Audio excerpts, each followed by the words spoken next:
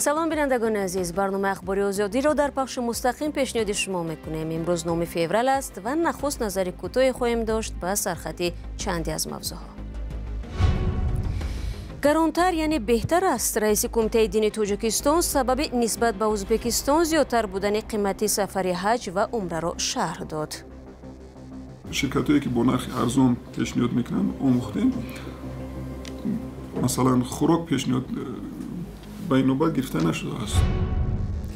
درخواست حمایت از حقوق حامی مهاجران در روسیه بهرام همرویف در محبس لطکوب شده است. و در جواب به شکایت ساکنان کلوب مقامات میگویند کشتن سگ‌های بی‌صاحب نه از روی قانون و نه از لحاظ اخلاقی جایز نیست. این طلبات ما مثل قانونگذاری ما اجازه نمیده که ما سگ‌ها را نیست کنیم. برعکس باید ما حمایت کنیم.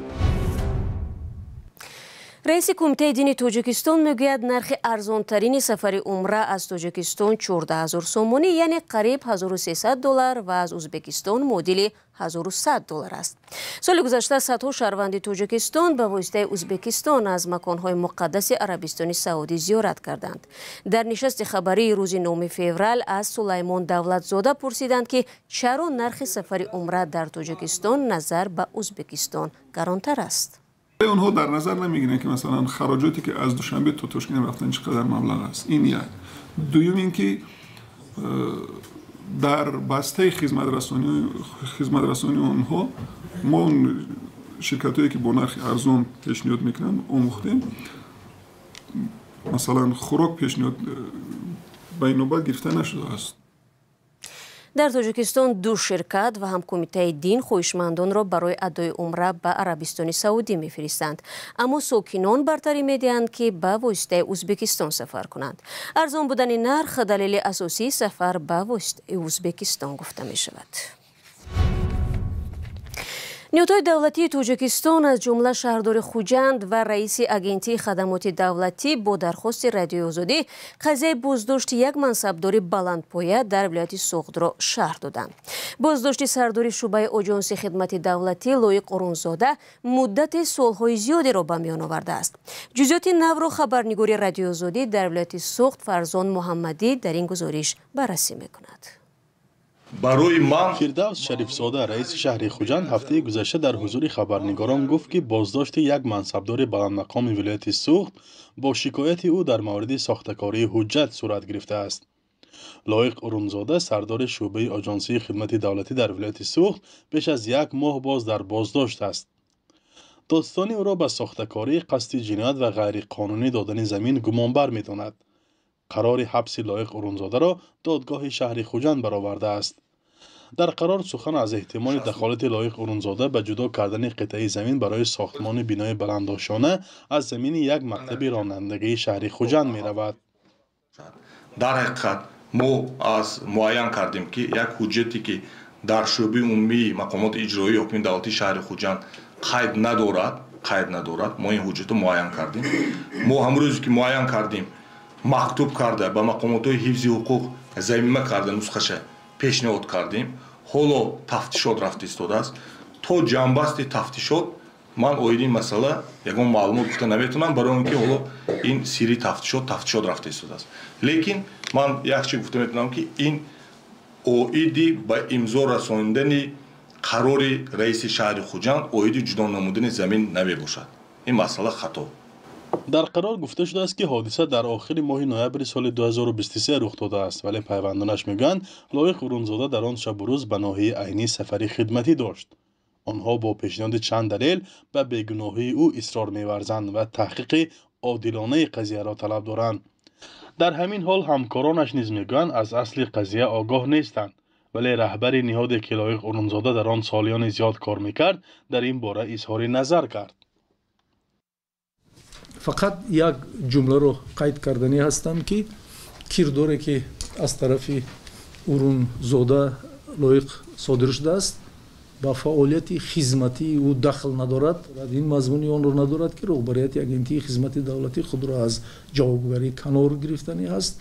ما حتما فعالیت خدمتی همه خدمتچیان دولتی اگنتی خدمت دولتی تحت نظارت است و در حقیقت ممکن در قسمی که بیرون از وکالت‌های خدمتی داخل دارد مناسبت با جامعه عمل‌ها در عائله و دیگر عمل‌هایی که با صادر میکنند کمتر نظارت سست‌تر شد. ما کوشش میکنیم که در این بعد از طرف کارمندان اگنتی خدمت دولتی چنین کردارها صادر کرده نشود. جمعه دولت رئیس آژانس خدمت دولتی در ادامه صحبتش افزود که تفصیلات قضیه را مقامات قدرتی در دایره صلاحیت خود میتوانند به روزنامه‌نگاران شرح دهند، ولی چند منبع در دادستانی ولایت سوخت به سبب خلل نرساندن به جریان تحقیق معلومات ندادند.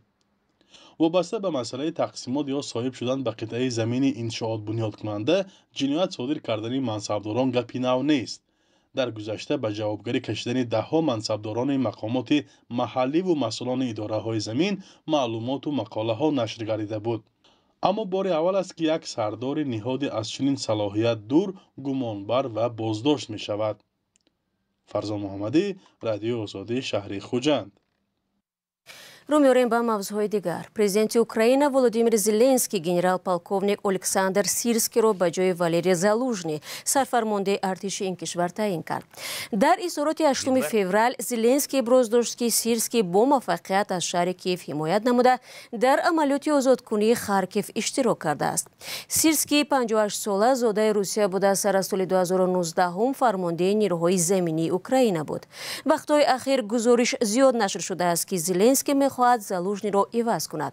زلنسکی در شبکه‌های اجتماعی نوشته است که قبل از اعلان تصمیمش با زالوژنی صحبت صمیمانه داشته است. پرزیدنت اوکراین تاکید می‌کند که از زالوژنی خواسته است در تیم وی باقی ماند.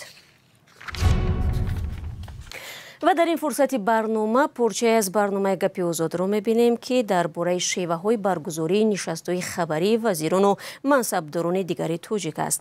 همکاران ما در برنامه هفته جاری این موضوع را در میان گذاشتند که نشست‌های خبری مقامات با هدف آگاه کردن مردم از پیشرفت و کمبودی کارشان است یا خاک پوشیدن به چشم جامعه و خبرنگاران.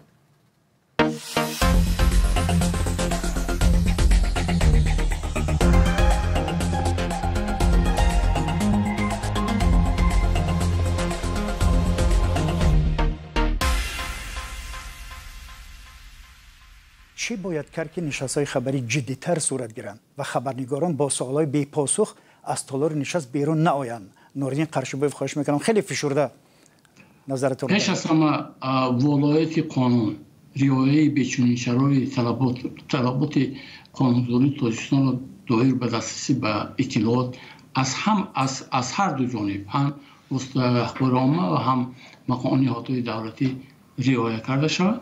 و عامل دیگر این است که باید به نشست مطبوعاتی آمادگی خوب گیرند، هم نهاد دولتی و هم روزنامه‌نگاران. تشکر.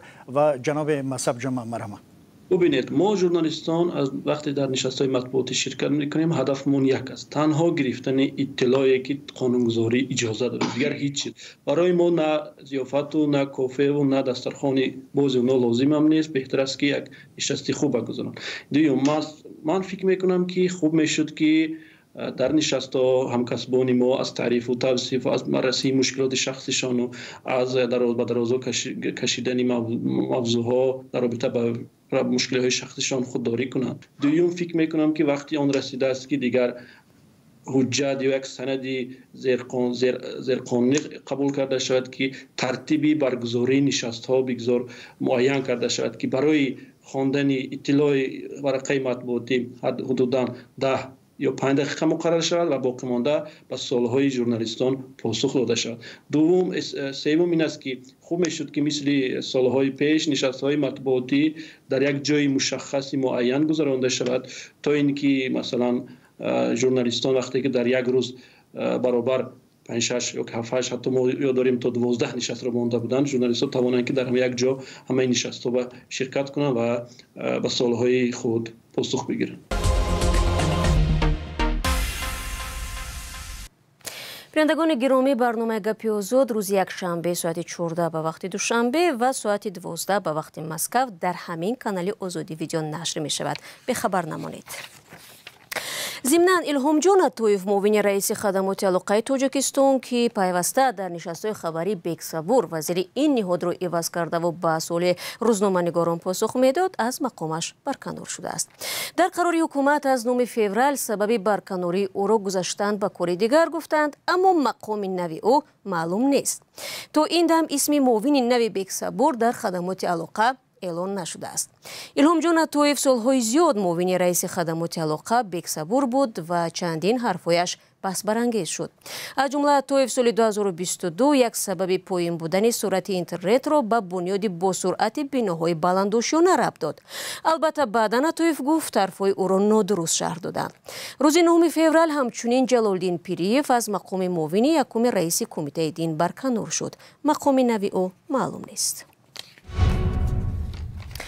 ҳомии ҳуқуқи муҳоҷирон ва узви зиндонии созмони Мемориал Баҳром Ҳамроев гуфтааст, рӯзи 23 январ дар зиндони вилояти Владимири Русия латукӯб шуд. Дар ин бора ҳамсараш Зуҳро ба расонаҳо хабар дод. Зуҳро аз шавҳараш мактуб гирифтааст. Баҳром Ҳамроев аз шароити зиндон шикоят ва талаби бартарафсозии қонуншиканиҳоро кардааст. Ба нақли ҳамсари Баҳром Ҳамроев, зиндонбоне ки Баҳромро латукӯб кардааст, ҳамзамон ӯро дашном додааст. Ба сару рӯ ва тахтапушти Баҳром заданд. Аз зарбае ки ба сараш заданд, аз ҳуш рафтааст. Ҳамроевро дар моҳи феврали соли 2022 боздошт карданд. ӯро дар даъват ба терроризм ва ташкили фаъолияти созмони террористӣ айбдор карданд. моҳи майи соли 2023 додгоҳи Русия Ҳамроевро 14 сол зиндонӣ кард. Баҳром Ҳамроев давоми 25 соли охир дар Русия аз ҳуқуқи муҳоҷирон, гурезаҳо ва мусалмонон ҳимоят мекард. бармегардем ба Тоҷикистон. Дар хиёбонҳои Кулоб шумори сагҳои дайду афзоиш ёфтааст ва сокинон аз ҳамлаи онҳо дар ташвишанд. Бошандагон вуҷуди сагҳои ҳорӣ ё девона ва гирифтор ба дигар бемориҳои сироятиро дар миёни онҳо аз эҳтимол дур намедонанд. Мақомоти шаҳр мегӯянд ҳаққи безарар кардани ин сагонро надоранд ва аз тарафи дигар паноҳгоҳе барои ин ҷонварони бесоҳиб мавҷуд нест. Маҳмуҷон Раҳматзода мавзӯро идома медиҳад. бошандагони Кулоб аз зиёд шудани сагҳои дайду ё велгард шикоят мекунанд. чун ин сагҳо наздик ба 800 нафар аз ҷумла як кӯдакро дар ин ҷо газида, тандурустии онҳоро зери хатар гузоштаанд. дар як ҳодиса 4 саг нобуд карда шудаанд, вале мақомот мегӯянд ки онҳо ҳуқуқи нест кардани сагҳои бесоҳибро надоранд. рости гап мо ҳуқуқи нест кардани сагҳоро надорем. ин талаботҳои мо мисол қонунгузории мо иҷозат намедиҳад ки мо сагҳоро нест кунем. баръакс бояд мо ҳимоя кунем. дар қонунгузории мо гуфта шудааст ки ҳар як шаҳру ноҳия бояд ҷойҳои махсуси нигоҳубини сагҳоро ташкил кунад. аммо то ҳол дар ин минтақа макони нигаҳдории чунин сагҳо муайян карда нашудааст. одамоне ки ҳадафи ҳамлаи чунин сагҳо қарор мегиранд, муддати зиёд зери назорати беҳдоштӣ хоҳанд буд. охирин осебдида як кӯдаки хурдсол буд ки моҳи ноябр саги велгард ӯро газид ва ба саломатиаш осеб расонд. вақте ки аму кӯдака саг мегирад во чихел муроҷиат мекунанд, мактуб наёмад. баъд вақти рӯзи охироне ки аму кӯдак касал шид, мо огоҳ шидем. мо рафта зиёда 300 сар ҳайвони калони шохдору як 18 сар саг ҳами мисолу дигар чорвора бар зидди ҳамин касалӣ пешгирӣ кардем.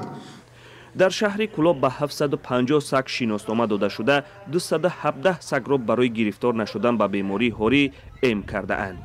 вале масъалаи сагҳои дайду ҳамоно ҳал ношуда боқӣ мемонад.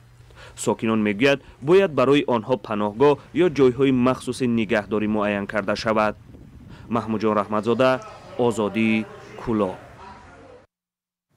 ва бинандагони азиз, нашри навбатии барномаи ахбори Озодиро дар ҳамин сониyaҳо бо ҳамин матлабе ки ҳоло тамошо кардед ба поён мерасонем. ташаккур аз якояки шумо ки то ин дақиқаҳо моро тамошо кардед. азизон, чун ҳамеша хабарҳои аз ин бештарро шумо метавонед аз сомонаи радиои Озодӣ ва ҳамин гуна дар саҳифаҳои мо дар фейсбуку инстаграм, тиктоку телеграм ва ютубу одноклассники пайдо кунед. агар хабаре доред, бароямон нависед. дар 2 рӯзи оянда ба ҳамаи шумо исроати хуб мехоҳем. худро эҳтиёт кунед азизон ва худо нигаҳдор.